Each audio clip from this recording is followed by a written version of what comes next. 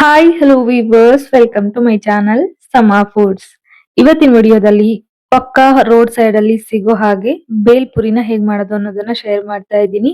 ಈ ಸಣ್ಣ ಪುಟ್ಟ ಟಿಪ್ಸ್ ನ ಫಾಲೋ ಮಾಡದೆ ನೀವೇನಾದ್ರೂ ಬೇಲ್ಪುರಿನ ಮಾಡಿದ್ರೆ ಪಕ್ಕಾ ಫ್ಲಾಪ್ ಆಗತ್ತೆ, ಸಾಫ್ಟ್ ಆಗತ್ತೆ, ಚೆನ್ನಾಗಿರಲ್ಲ. ಈ ತರ ಒಂದ್ಸಲ ಮಾಡಿ ನೋಡಿ, ಖಂಡಿತ ನೀವು ನಂಗೆ ಥ್ಯಾಂಕ್ಸ್ ಹೇಳ್ತೀರಾ. ಮೊದ್ಲಿಗೆ ನಾನಿಲ್ಲಿ ಒಂದು ದೊಡ್ಡ ಬೌಲ್ ಆಗುವಷ್ಟು ಗಟ್ಟಿ ಮಂಡಕ್ಕಿನ ತಗೊಂಡಿದೀನಿ. ಇದ್ರಲ್ಲಿ 3 ಜನ ತಿನ್ಬಹುದು. ಈ ಮಂಡಕ್ಕಿನ ತಂದು ತುಂಬಾ ದಿನ ಆಗಿತ್ತು, ಸೊ ಅದು ಗರ್ಗರಿ ಆಗಿಲ್ಲ. ಹಾಗಾಗಿ ನಾನು ಇದನ್ನ ಒಂದು ದಪ್ಪ ತಳದ ಪಾತ್ರೆಗೆ ಸೇರಿಸಿ ಕಡಿಮೆ ಉರಿನಲ್ಲಿ ಚೆನ್ನಾಗೊಂದು 3 ಇಂದ 4 ನಿಮಿಷ ಹುರಿದ್ರೆ ಅದು ತಣ್ಣಗಾದ ನಂತರ ಗರ್ಗರಿ ಆಗತ್ತೆ. ಬಿಸಿ ಇರೋವಾಗ್ಲೇನೆ ಅದ್ರ ಗರಿ ಗರಿ ಆಗಿರೋದು ಗೊತ್ತಾಗಲ್ಲ ನಮ್ಗೆ. ಸ್ವಲ್ಪ ಅದು ತಣ್ಣಗಾದ ನಂತರ ಚೆನ್ನಾಗಿ ಗರ್ಗರಿಯಾಗಿ ಆಗಿರತ್ತೆ. ಬಿಸಿಲಿದ್ರೆ ಬಿಸಿಲಲ್ಲೂ ಕೂಡ ಒಣಗಿಸಿ ತಗೊಳ್ಳಿ, ಯಾವಾಗ್ಲೂ ಕೂಡ ಚೆನ್ನಾಗ್ ಬರುತ್ತೆ. ಈ ತರ ಗಟ್ಟಿ ಮಂಡಕ್ಕಿ ಬೇಡ ಅಂದ್ರೆ ಟೊಳ್ಳು ಮಂಡಕ್ಕಿ ಬರುತ್ತಲ್ಲ, ಅದನ್ನು ಕೂಡ ತಗೊಂಡು ಮಾಡಬಹುದು, ತೊಂದ್ರೆ ಇಲ್ಲ. ಇವಾಗ ಅದನ್ನ ತೆಗೆದು ಸೈಡ್ ಅಲ್ಲಿ ಎತ್ತಿಟ್ಕೊಂಡಿದೀನಿ. ಅದೇ ಬಾಣ್ಲಿಗೆ 3 ಚಮಚ ಆಗುವಷ್ಟು ಎಣ್ಣೆನ ಸೇರ್ಸಿದೀನಿ. ಈ ಚಾಟ್ ಐಟಮ್ಸ್ಗೆಲ್ಲ ಸ್ವಲ್ಪ ಎಣ್ಣೆ ಜಾಸ್ತಿ ಇದ್ರೆ ಚೆನ್ನಾಗಿರತ್ತೆ. ಅದ್ ಎಣ್ಣೆ ಬಿಸಿ ಆದ ನಂತರ ಒಂದ್ ಅರ್ಧ ಕಪ್ ಆಗುವಷ್ಟು ಶೇಂಗಾನ ಸೇರಿಸಿ ಅದೆಲ್ಲ ಚೆನ್ನಾಗಿ ಗರ್ಗರಿ ಆಗೋವರೆಗೂ ಫ್ರೈ ಮಾಡ್ಕೊಳ್ಬೇಕು. ಚುರುಮುರಿ ಹಾಕಿ ಯಾವ್ದೇ ರೆಸಿಪಿ ಮಾಡಿದ್ರು ಕೂಡ ಅದ್ರಲ್ಲಿ ಶೇಂಗಾ ಇಲ್ಲ ಅಂದ್ರೆ ಅದೊಂಥರ ಖಾಲಿ ಖಾಲಿ ಅನ್ಸ್ಬಿಡತ್ತೆ. ಸೊ ಜಾಸ್ತಿ ಇದ್ದಷ್ಟು ಚೆನ್ನಾಗಿರತ್ತೆ, ಎಷ್ಟಾದ್ರೂ ಹಾಕೋಬಹುದು. ಈಗ ಅದೇ ಬಿಸಿ ಆಗಿರೋ ಎಣ್ಣೆಗೆ ಚೂರೇ ಚೂರು ಅರ್ಶನದ ಪುಡಿ, ಅರ್ಧ ಚಮಚ ಧನಿಯಾ ಪುಡಿ, 1/4 ಚಮಚ ಗರಂ ಮಸಾಲ, 1 ಚಮಚ ಅಚ್ಕಾರದ ಪುಡಿ, ಅರ್ಧ ಚಮಚ ಅಥವಾ ಅದಕ್ಕಿಂತ ಸ್ವಲ್ಪ ಕಡಿಮೆ ಆಗುವಷ್ಟು ಚಾಟ್ ಮಸಾಲ ಹಾಕ್ಲೇಬೇಕು, ತುಂಬಾ ಒಳ್ಳೆ ಟೇಸ್ಟ್ ಬರುತ್ತೆ. ಜೊತೆಗೆ 1 ಕಡ್ಡಿ ಕರಿಬೇವು, ರುಚಿಗೆ ತಕ್ಕಷ್ಟು ಉಪ್ಪು, ಇದೆಲ್ಲ ಹಾಕಿ ಲೈಟ್ ಆಗಿ ಮಿಕ್ಸ್ ಮಾಡ್ಬೇಕು. ಈ ಮಸಾಲೆಗಳನ್ನ ಕಡಿಮೆ ಉರಿನಲ್ಲೇ ಫ್ರೈ ಮಾಡ್ಬೇಕು, ಯಾವ್ದೇ ಕಾರಣಕ್ಕೂ ಅದು ಕಲರ್ ಚೇಂಜ್ ಆಗಿ ಸೀದೋಗಿರೋ ತರ ಆಗ್ಬಾರ್ದು. ಈಗ ನೋಡಿ, ಗ್ಯಾಸ್ ಆಫ್ ಮಾಡ್ಕೊಂಡಿದೀನಿ, ಎಲ್ಲಾನು ಹದವಾಗಿ ಫ್ರೈ ಮಾಡ್ಕೊಂಡಿದೀನಿ. ಒಂದ್ 5 ರಿಂದ 10 ಸೆಕೆಂಡ್ ಒಳಗಡೆನೆ ಇದನ್ನ ಫ್ರೈ ಮಾಡಿ ಮುಗಿಸ್ಬಿಡ್ಬೇಕು. ಈಗ ಇದಕ್ಕೆ ಹುರಿದಿಟ್ಕೊಂಡಿರೋ ಅಂತ ಮಂಡಕ್ಕಿನ ಸೇರಿಸ್ತಾ ಇದ್ದೀನಿ. ಇವಾಗ ನೋಡಿ, ಅದು ತಣ್ಣಗಾಗಿದೆ, ಎಷ್ಟು ಚೆನ್ನಾಗಿ ಗರ್ಗರಿ ಆಗಿದೆ ಅಂತ. ಮುಂಚೆ ನಾನು ತೋರಿಸಿದಾಗ ಅಂದ್ರೆ ಅದನ್ನ ಹುರಿಯೋದಕ್ಕಿಂತ ಮುಂಚೆ ಇಷ್ಟು ಗರ್ಗರಿ ಆಗಿ ಇರ್ಲಿಲ್ಲ.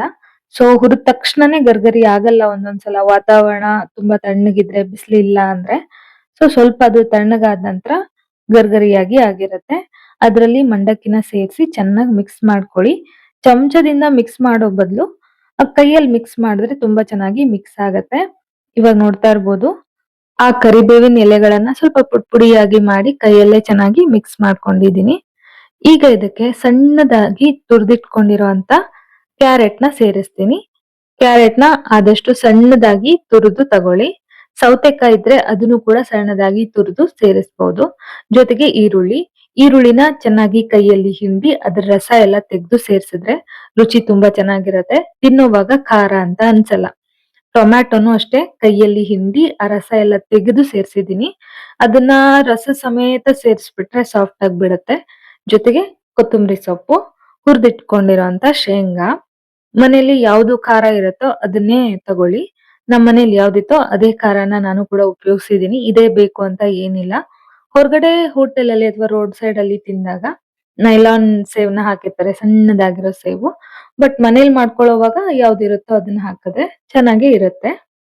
ಸಿಂಪಲ್ ಆಗಿ ಮಂಡಕ್ಕಿನ ಈ ತರ ಮಾಡಿಟ್ಕೊಂಡ್ರೆ ನಮ್ಗೆ ಯಾವಾಗ ಬೇಕೋ ಆವಾಗ ಸಂಜೆ ಟೈಮ್ ಅಲ್ಲಿ ತರಕಾರಿಗಳನ್ನೆಲ್ಲ ಸೇರಿಸಿ ಕ್ವಿಕ್ ಆಗಿ ಬೇಲ್ಪುರಿನ ಕೂಡ ಪ್ರಿಪೇರ್ ಮಾಡ್ಕೊಳ್ಬಹುದು. ತುಂಬಾ ರುಚಿಯಾಗಿರುತ್ತೆ, ಇದು ಗರಿಗರಿ ಆಗಿರುತ್ತೆ ಮುಖ್ಯವಾಗಿ.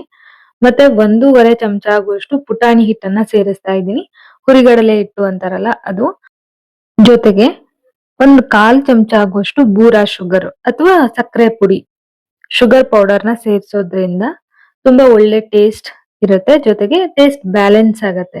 ಬೇಕು ಅಂದ್ರೆ ಕೊನೆಯಲ್ಲಿ ನಿಂಬೆ ರಸ ಕೂಡ ಹಾಕೊಳ್ಳಿ, ಇಷ್ಟ ಆದ್ರೆ. ನಾವು ಹೀಗೇನೆ ತಿಂದ್ವಿ, ಹಿಂಗೆ ಚೆನ್ನಾಗಿತ್ತು.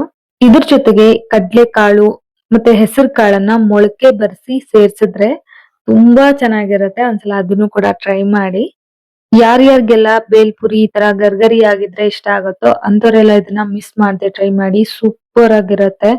ಆ ಮಂಡಕ್ಕಿನ ರೆಡಿ ಮಾಡಿ ಇಟ್ಕೊಂಡ್ರಂತೂ ಒಂದ್ 2 ನಿಮಿಷಕ್ಕೆ ರೆಡಿ ಆಗೋಗ್ಬಿಡತ್ತೆ. ಕೆಲವರು ಮಂಡಕ್ಕಿ ಜೊತೆಗೆ ತರಕಾರಿಗಳು, ಮಸಾಲೆ ಪುಡಿ ಎಲ್ಲ ಸೇರಿಸಿ ಒಟ್ಟಿಗೆ ಮಿಕ್ಸ್ ಮಾಡ್ಬಿಡ್ತಾರೆ. ಅದೊಂಥರ ಮೆತ್ತಗಾಗ್ಬಿಡತ್ತೆ. ಸ್ವಲ್ಪ ಒಂದ್ ಅರ್ಧ ಗಂಟೆ ಬಿಟ್ಟು ತಿನ್ನಕ್ ಹೋದ್ರೆ ಅದು ತಿನ್ನಕ್ಕೆ ಅನ್ಸಲ್ಲ, ತಿನ್ಬೇಕು ಅಂತಾನೆ ಅನ್ಸಲ್ಲ. ಸೊ ಈ ತರ ಮಾಡಿದ್ರೆ 1 ಅವರ್ 2 ಅವರ್ ಬಿಟ್ಟು ತಿಂದ್ರು ಕೂಡ ಚೆನ್ನಾಗಿರತ್ತೆ. ಐ ಹೋಪ್ ಇವತ್ತಿನ ಈ ವಿಡಿಯೋ ನಿಮ್ಮೆಲ್ಲರಿಗೂ ತುಂಬಾನೇ ಇಷ್ಟ ಆಯ್ತು ಅನ್ಕೊಳ್ತೀನಿ. ಇಷ್ಟ ಆಗಿದ್ರೆ ಒಂದ್ ಲೈಕ್ ಮಾಡೋದನ್ನ ಮರಿಬೇಡಿ. ಮುಂದಿನ ವಿಡಿಯೋದಲ್ಲಿ ಮತ್ತೊಂದು ಟೇಸ್ಟಿ ರೆಸಿಪಿ ಜೊತೆಗೆ ಮತ್ತೆ ಸಿಗ್ತೀನಿ. Bye friends, thank you.